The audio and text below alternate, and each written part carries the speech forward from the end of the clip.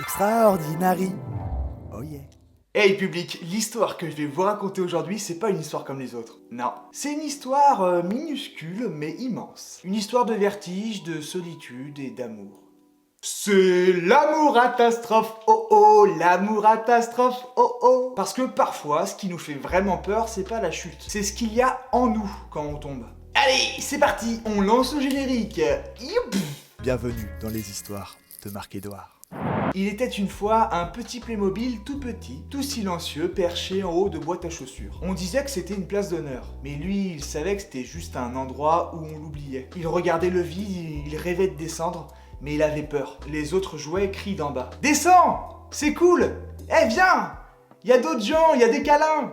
Mais quand t'as toujours eu peur de tomber, même les câlins font peur. À ce moment-là, dans ton cerveau, la peur de tomber active une zone très ancienne, l'amygdale. Le mot amygdale vient du grec et ça veut dire amande. Et il se déclenche même si le danger est imaginaire. Tomber amoureux, c'est tomber quand même. Pourquoi avons-nous peur? La peur est un mécanisme de survie qui vient de notre évolution. Il faut savoir qu'il y a des milliers d'années, nos ancêtres vivaient dans des environnements très dangereux. Les animaux sauvages, les tribus ennemies, et ceux qui ressentaient la peur avaient plus de chances de survivre, parce qu'ils fuyaient et se protégeaient à temps. Donc la peur est un outil naturel pour nous avertir du danger et protéger notre vie. Extraordinary? Ah yeah. Moi j'ai toujours eu peur, depuis la naissance, un anxieux chronique. Peur de dire bonjour, peur de déranger, peur d'être seul. Et j'ai longtemps cru que personne ne voulait de moi. Et puis un jour, j'ai aimé. Vraiment. Et j'ai compris un truc, ce que je cachais de moi, c'est ce qu'elle a préféré. Quand quelqu'un nous voit vraiment authentique tel qu'on est, notre cerveau libère de l'ocytocine, l'hormone du lien. Elle agit comme un baume. Elle dit « T'inquiète, tu peux être toi, t'es en sécurité ici. » Retour au Playmobil. Le petit Playmobil regarde le vide. Il se disait « Si je saute et que personne m'attend ?» Il pensait à tous ceux qui avaient dit « T'es chou, hein ?»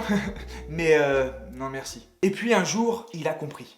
On saute pas pour que quelqu'un nous rattrape. On saute parce que vivre, c'est risquer de tomber. Et aussi risquer de voler un peu. Quand on ose, malgré la peur, c'est le cortex préfrontal qui prend le relais. Il dit oui, j'ai peur, mais j'y vais quand même. Et ça, c'est une vraie preuve de courage. Une petite Playmobil aventurière monte la montagne jusqu'au héros. Elle est montée, lentement, et elle lui a dit « Moi aussi j'ai peur, mais j'ai encore plus peur que tu sois seul. » Parfois, aimer, c'est pas sauter, c'est juste rester là, à côté, en silence, et dire je suis là. La corrégulation, c'est quand deux êtres humains calment leur système nerveux ensemble. C'est prouvé, le lien humain est le meilleur antidote à la peur. Alors si vous avez peur, faites-vous un petit câlin, ça ira mieux. C'est câlin d'Inari, oh yeah. Ce Playmobil, c'est moi. Et c'est peut-être toi aussi. Et si tu regardes cette vidéo, peut-être que toi aussi, t'es au bord de quelque chose. Alors je te pose une question. Et toi? Qu'est-ce qui t'empêche de sauter? Si cette vidéo t'a touché, tu peux mettre un petit like, c'est gratuit. Si tu veux, on se retrouve tous les dimanches à 19 h. Ça te va comme rythme ou pas? Vas-y, dis-moi dans les commentaires. Je lirai tout, c'est promis. Bon allez, moi je prends mon parachute en serviette de bain parce que l'amour c'est pas fini et moi vraiment j'ai besoin d'une vie extraordinaire. Donc je vous dis à dimanche prochain, hein? Ah yeah!